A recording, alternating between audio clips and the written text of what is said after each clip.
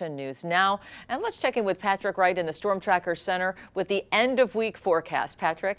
Today and tomorrow will be kind of a transition day. A system is passing off to our north, which will keep temperatures rather cool. But then tomorrow we start to warm up as we head into the weekend. So let's look outside right now. This is one thing that I love about some of these systems passing through to our north. This is looking at Girard Ridge facing Mount Shasta, and you can see some of those mid to high level clouds just streaming on through, and Mount Shasta just neatly pokes a hole right through it as the clouds slowly but surely roll on around the mountain. I think it's a fascinating sight to see when we have some of the mountain weather at play. But temperatures today will be topping off in the lower 70s out towards the north end of the valley, and even the mid 70s out towards the southern end of the valley, where they'll have better chances to get out of the clouds and see some of that sunshine today. But if you're heading out towards the mountains, low 50s to mid 50s in the higher elevations and the mid 60s in some of the foothills in our area. So let's break down what to expect for today. This system is passing off towards our north. Some coastal showers, mainly in the mountains of the coastal ranges, will be possible today, but none of that breaks through into the valley, which means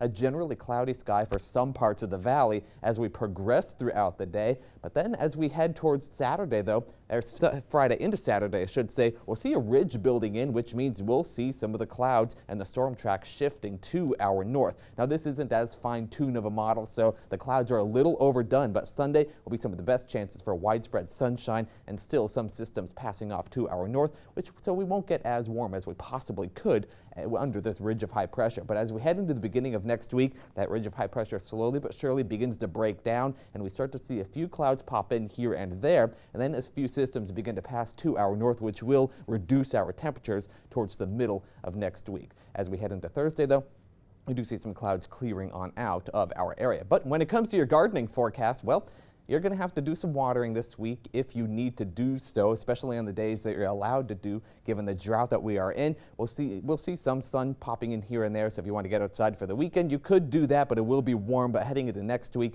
we will be cooling off, so if you have to do any watering on the days that you're allowed to do so, you will need to do in the next few days, as it will be dry heading into next week. So looking at your next 7 days, though, here's what we have. Temperatures warming up for the weekend, low 90s for most of the valley, or portions of the valley, I should say, for Saturday and Sunday. That's gradual warming begins tomorrow, and then heading into the middle of next week, temperatures topping off in the mid 80s for Chico, and then mid 80s on Tuesday, same thing for Chico. But when it comes to Redding, slightly cooler temperatures possible, upper 80s on Saturday and Sunday, and then getting down to the low 80s by Wednesday as a system passes to our north and that ridge of high pressure begins to weaken. Kelly, I'll break down what to expect for your hour-by-hour forecast coming up in just a few minutes.